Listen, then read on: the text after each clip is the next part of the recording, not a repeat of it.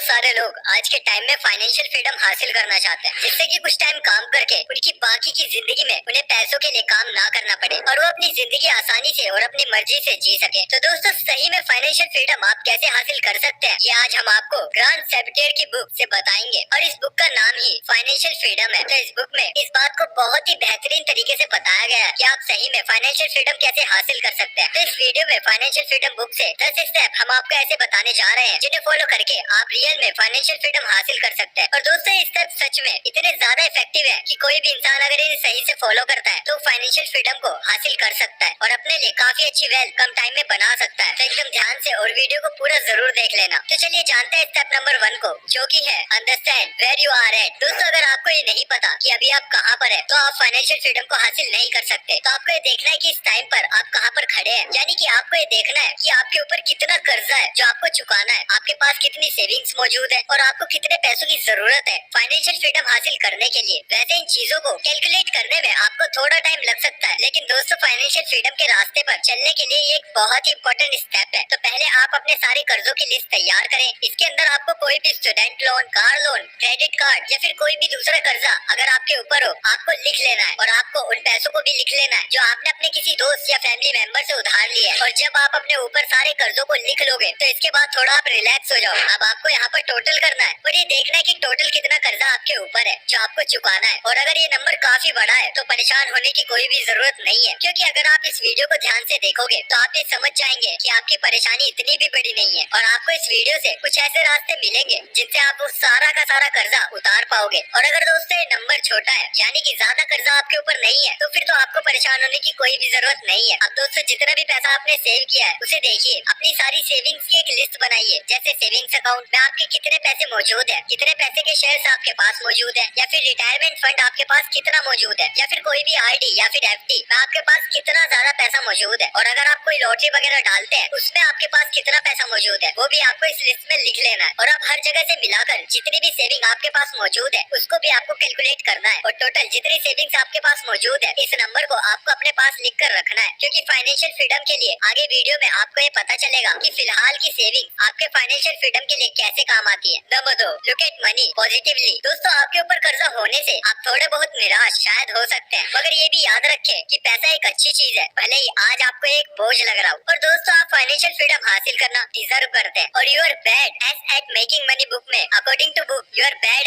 Eight making money, जिसको Jen सिंसेरो ने लिखा है कि जो लोग ज्यादा पैसे नहीं कमाते हैं वो पैसा कमाने में शर्म महसूस करते हैं, और जब पैसा कमाने की बात आती है तो सबसे बड़ी बाधा जो बहुत सारे लोग फेस करते हैं वो ये है कि उनको ये लगता है कि पैसा होना बुरा है, और बहुत से लोग इस बात को लेकर गिल्ट फील करते हैं कि उन्हें और पैसा चाहिए। सिंसेरो ने कहा है कि हम पैसों को अपनी लाइफ को सुधारने और बेहतर बनाने के लिए रोज इस्तेमाल करते हैं, लेकिन तब भी हम इसके बुरे साइड पर ही फोकस करते हैं। लेकिन हकीकत ये है कि पैसा हमारी जिंदगी की एक बहुत ही बड़ी जरूरत है, और पैसा खाने और पानी की तरह ये आपके जीवन के लिए बहुत ही ज्यादा इम्पोर्टेंट है, क्योंकि पैसों से ही आप वो सब चीजें खरीद सकते हो जिससे आप जिंदा रह पाए और एक ऐसी लाइफ जी पाए जैसी आपको चाहिए। और अगर आपको फाइनेंशियल फ्रीडम को हासिल करना है तो आपको पैसों को एक टूल की तरह देखना होगा जो आपको आपके सपनों को हासिल करने में मदद करेगा, जो आपको एनर्जी देगा और एक बेहतर लाइफ जीने में आपकी मदद करेगा। लेकिन दोस्तों, अगर आप पैसों को नेगेटिव तरीके से ही देखोगे तो आप कहीं ना कहीं खुद को नुकसान ही पहुंचाओगे और पैसा कमाने और पैसे को बढ़ाने के चांस आप मिस कर दोगे। Number 3, write down your goals, यानी कि अपने गोल्स को लिखिए। तो आपको पैसा क्यों चाहिए? क्या आपको पैसा इसलिए चाहिए कि आप अपने कर्ज को चुका पाए, या फिर आप अपनी 9 से 5 की जॉब को छोड़ने के लिए पैसा कमाना चाहते हैं, या फिर कोई ऐसी जगह है जहाँ पर जाने का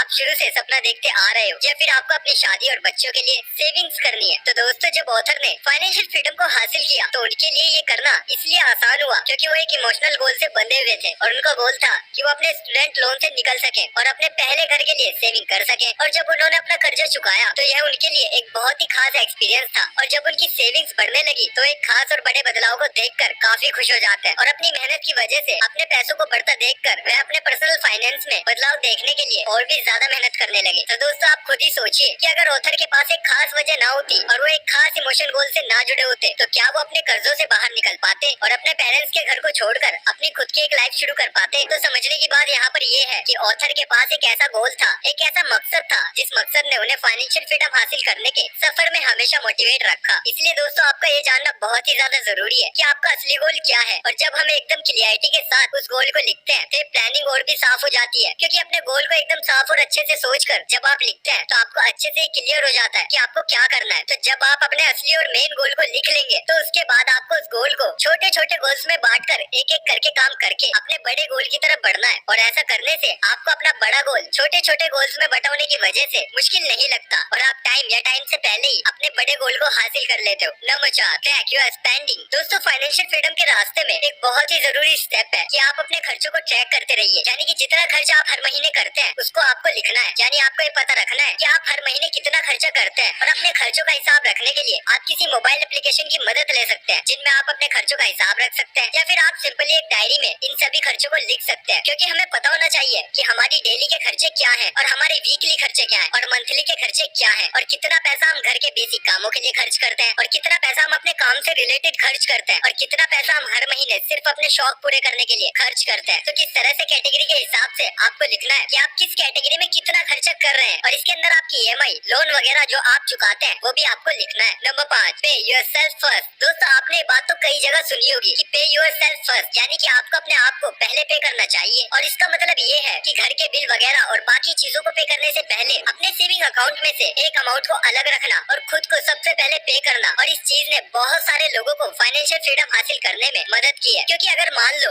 आप हर महीने की अपनी कमाई से हर महीने अपने आप के लिए 20,000 रूपए रखते हैं और जो पैसे बचे हैं उनसे बिल वगैरह जमा करते हैं, और ऐसे में अगर आपके पास बिल पे करने के लिए पूरे पैसे नहीं बचते, तब आपको अपने लिए एक साइड इनकम जनरेट करने के लिए कुछ और भी सोचना होगा। तो दोस्तों, खुद को सबसे पहले पे करने का मतलब ये है कि आप इस बात की गारंटी लेते हैं कि हम पैसा इन्वेस्ट करने के लिए अलग से पैसा रख रहे हैं। और अगर आप इसका अपोजिट करोगे और आप सोचोगे कि सारे खर्चे पूरे करने के बाद जो बचेगा उसे ही आप इन्वेस्ट करोगे, तो ऐसा करना फाइनेंशियल फ्रीडम तक पहुंचने के लिए काफी नहीं होगा। और दोस्तों, आप दूसरे तरीकों से भी खुद को पे कर सकते हैं। एग्जाम्पल के लिए, मान लो कि अगर आपकी जॉब में रिटायरमेंट सेविंग प्लान है, तब आप रिटायरमेंट के लिए वहाँ पर पैसे कटवा सकते हैं और इस तरीके से आप खुद पर और फ्यूचर पर इन्वेस्ट कर सकते हैं। और दोस्तों, जो कुछ भी बचता है वो बिल वगैरह पे करने के लिए और बाकी खर्चों के लिए बचता है। नंबर 6, स्पेंड लेस, यानी खर्चों को कम करना। दोस्तों, 1958 में वॉरेन बफेट ने $31,500 का 5 बेडरूम वाला एक घर खरीदा था, जिसमें वो आज तक रहते हैं। जबकि आज के टाइम में उनकी नेटवर्थ $100 बिलियन के आसपास है और वो इससे कहीं बड़ा और लग्जरी घर अफोर्ड कर सकते हैं। लेकिन वेल्थी बनने के सफर में उनका कम खर्चा करना भी शायद एक वजह है कि वो दुनिया के सबसे अमीर लोगों में से एक है। और दोस्तों, दूसरी साइड कान्ये वेस्ट, जो पैसों को खोने से नहीं डरते हैं, वो एक $20 मिलियन के मेंशन में रहते हैं। और एक बार जब उनके ऊपर $53 मिलियन का कर्जा था, तब उन्होंने ट्विटर पर मार्क जुकरबर्ग से $1 बिलियन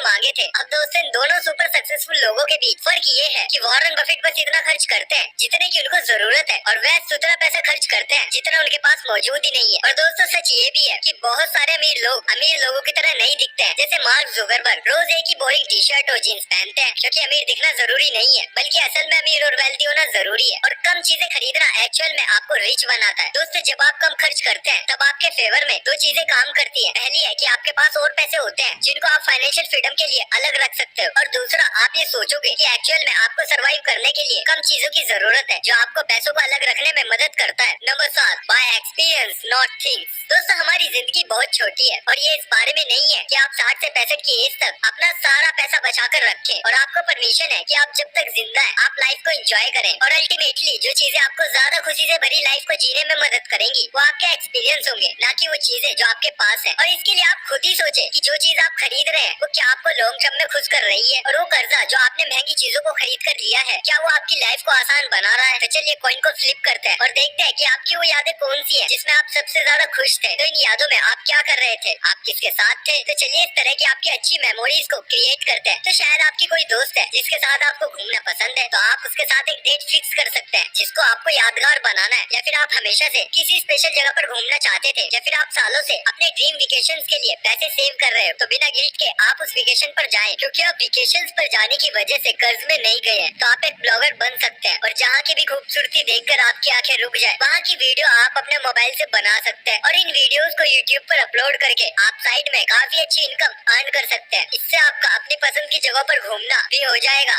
और एक्स्ट्रा इनकम के रूप में काफी अच्छा पैसा इसमें आप कमा सकते हैं। क्योंकि दोस्तों, लाइफ मोमेंट से बनती है, अच्छी यादों से बनती है, जिसमें सबसे बेस्ट मोमेंट फैमिली और फ्रेंड्स के साथ टाइम स्पेंड करने से बनते हैं। नंबर 8, पे ऑफ योर डेट, यानी अपने कर्जों को चुकाना है। दोस्तों, कुछ लोग आपको ये बोलेंगे कि कर्जा पे करने की बजाय स्टॉक के अंदर पैसा इन्वेस्ट करना अच्छा है, और अगर आप एक एक्सपर्ट स्टॉक पिकर है तो ये आपके लिए सच हो सकता है। लेकिन अगर आपने इससे पहले कभी स्टॉक के अंदर इन्वेस्ट नहीं किया है और आपको स्टॉक मार्केट का ज्यादा एक्सपीरियंस नहीं है, तब आप ऐसा करने पर और कर्जे में जा सकते हैं। बहुत सारे लोग सेम फील करते हैं जब वो अपना कर्जा पे कर देते हैं, और लोग अपना कर्जा पे करके काफी रिलैक्स फील करते हैं। और दोस्तों, अगर आपके ऊपर 50 लाख रुपए का कर्ज है और 30 लाख रुपए आपके बैंक अकाउंट में मौजूद है, तब आप ये नहीं सोच सकते कि मैंने फाइनेंशियल फ्रीडम के लिए 30 लाख रुपए जोड़ ही लिया है, बल्कि आपको ये सोचना चाहिए कि मेरे ऊपर 50 लाख रुपए का कर्जा है और इस कर्ज के साथ आप फाइनेंशियली फ्री नहीं हो सकते। वैसे किसी और को अपने पैसों को दे देना अपने बैंक में पैसे होने से ज्यादा ग्लैमरस नहीं है, लेकिन अपने कर्जों को चुकाना आपको फाइनेंशियल फ्रीडम के थोड़े पास लेकर जरूर आ सकता है। और यहाँ पर कर्ज चुकाने के दो मेन मेथड है, पहला है स्नोबॉल और दूसरा है एवलान। और यहाँ पर स्नोबॉल वाला तरीका तब आता है जब आप सबसे छोटे कर्जों को सबसे पहले चुकाते हैं, और जब आप किसी कर्जों को सबसे ज्यादा ब्याज के साथ पे करते हैं तो उसको एवलांच कहते हैं। तो आपको ये डिसाइड करना पड़ेगा कि आपके लिए सबसे बेस्ट तरीका कौन सा है। लेकिन जब ऑथर कर्जे से फ्री होने के लिए काम कर रहे थे, तब उन्होंने स्नोबॉल इफेक्ट को यूज किया था और उसने उन्हें और मोटिवेट होने में हेल्प की। और जैसे ही उन्होंने अपने पहले कर्जे को पे किया, जो कि सिर्फ एक महीने का $1200 का क्रेडिट कार्ड का बिल था, तो उनको कुछ अच्छा करने वाली फीलिंग महसूस हुई और उन्हें अपने स्टूडेंट लोन को पे करने के लिए मोटिवेशन मिली। और अब जब क्रेडिट कार्ड की प्रॉब्लम नहीं थी, तो ऑथर एवरेज से लगभग 3 गुना ज्यादा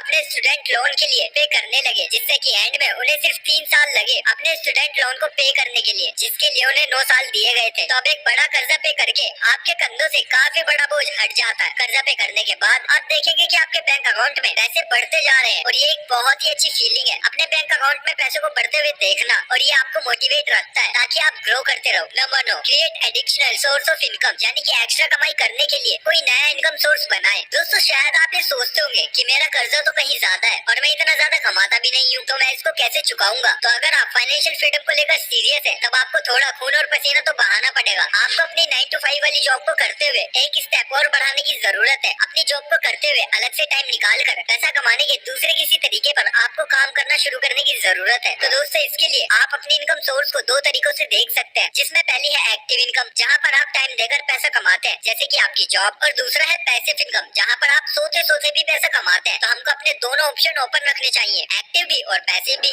एक्टिव इनकम के लिए आप पार्ट टाइम जॉब ढूंढ सकते हैं या फिर कोई नई जॉब ढूंढ सकते हैं जहाँ पर आपको ज्यादा पैसे मिले। और पैसिव इनकम के लिए आप ब्लॉगिंग करना शुरू कर सकते हैं या इन्फ्लुएंसर बन सकते हैं, या फिर आप अपना कोई कोर्स बनाकर उसको ऑनलाइन बेच सकते हैं, या फिर कोई पॉडकास्ट भी क्रिएट कर सकते हैं, या फिर अपना एक यूट्यूब चैनल आप शुरू कर सकते हो। और ये सारे काम आप सिर्फ अपने मोबाइल या लैपटॉप की मदद से कर सकते हो। इसमें अच्छी बात ये है कि इन सारे कामों को कैसे शुरू किया जाता है, इसकी पूरी जानकारी आपको यूट्यूब पर आसानी से मिल जाएगी। और आज से ही आप अपने लिए एक साइड इनकम शुरू कर सकते हैं अपनी जॉब से अलग, क्योंकि दोस्तों, सिर्फ जॉब के दम पर आपके लिए फाइनेंशियल फ्रीडम हासिल करना काफी मुश्किल हो जाएगा। Number 10, invest in your future. दोस्तों, ये सबसे आखिरी और सबसे इम्पोर्टेंट टिप है। तो चलिए मान लेते हैं कि आपने इस वीडियो की एडवाइस को फॉलो किया और आप अपने कर्जे से बाहर आ गए हैं और आपने अपनी सेविंग्स को ग्रो कर लिया है। तो ये फिलहाल के लिए काफी होगा, लेकिन क्या होगा अगर कुछ अनएक्सपेक्टेड हो जाए, यानी कुछ ऐसा हो जाए जो आपने सोचा ही ना हो। तो क्या आप इसके लिए तैयार हैं? तो बुरे दिनों के लिए पैसा रखना बहुत ज्यादा इम्पोर्टेंट है। रिटायरमेंट के लिए, या अगर आपको कुछ हो गया तो आपकी फैमिली दिक्कत में ना आए उसके लिए। अगर आपके पास 9 to 5 की जॉब है, तो आप अपनी कंपनी से एक रिटायरमेंट प्लान ऐड करने के लिए बोलिए, या फिर ये चेक करें कि क्या आपकी कंपनी में ऑलरेडी रिटायरमेंट प्लान के लिए आपसे पहले से पैसे तो नहीं लिए जा रहे। और अगर रिटायरमेंट प्लान के लिए पहले से ही आपकी सैलरी से पैसे कट रहे हैं, तो इसके अंदर आपको ऐसा नहीं लगेगा कि आप अपना पैसा खो रहे हैं, और आपका रिटायरमेंट के लिए पैसा भी जमा होता रहेगा। और अब आपको इमरजेंसी फंड के लिए पैसा सेव करना है। कुछ एक्सपर्ट्स कहते हैं कि 5 लाख रुपए आपको इमरजेंसी फंड के लिए रखने चाहिए, और कुछ एक्सपर्ट्स कहते हैं कि जितना आपका 6 महीने का खर्चा है उतना पैसा आपको इमरजेंसी के लिए रखना चाहिए। और सच कहे तो ये नंबर काफी हाई लग सकता है। अगर आप ज्यादा पैसे नहीं कमा रहे हैं, तो इसके बजाय आप एक गोल के साथ शुरू कर सकते हैं, जैसे कि 1 महीने के अंदर आप 10,000 रुपए सेव कर सकते हैं इमरजेंसी फंड के लिए। और जैसे जैसे आप और एक्टिव और पैसिव इनकम कमाना शुरू करें, तो आप हर महीने के 15,000 रुपए इमरजेंसी फंड में डालना शुरू कर दें। और इस तरह से आप अपना एक इमरजेंसी फंड जरूर तैयार करें। और इस इमरजेंसी फंड को आपको अपने क्रेडिट कार्ड बिल को चुकाने में, किसी और दूसरे खर्चे में इस्तेमाल नहीं करना है, बल्कि अपने इन खर्चों के लिए आपको और ज्यादा एक्टिव इनकम जनरेट करने पर ध्यान देना है। और दोस्तों, इमरजेंसी फंड सिर्फ इमरजेंसी के लिए ही है, जैसे अचानक आपकी कार का एक्सीडेंट हो जाए जिसके लिए आपको अपनी जेब से पैसे देने हो, या फिर आपके किसी फैमिली मेंबर को कोई मेडिकल कंडीशन आ जाए। तो इस तरह की इमरजेंसी के लिए आपका इमरजेंसी फंड होना जरूरी है। और रिटायरमेंट के लिए अलग से पैसे रखकर आपके कम चांसेस होंगे कि आप वापस उसी जगह पर आ जाएं जहां से आपने शुरू किया था। तो दोस्तों, बस इन 10 स्टेप को फॉलो करिए, क्योंकि अगर आप इन 10 स्टेप्स को फॉलो कर लेते हो तो पक्का आप फाइनेंशियल फ्रीडम को हासिल कर सकते हो। तो दोस्तों ये थी हमारी आज की वीडियो। आई होप आपको इस वीडियो से बहुत कुछ सीखने को मिला होगा, और अगर आपको इन्फॉर्मेशन पसंद आई तो प्लीज इस चैनल को सब्सक्राइब कर दो, वीडियो को लाइक कर दो। मिलते हैं बहुत जल्द आपसे अगली वीडियो में, तब तक के लिए बाय बाय, अपना ख्याल रखिएगा।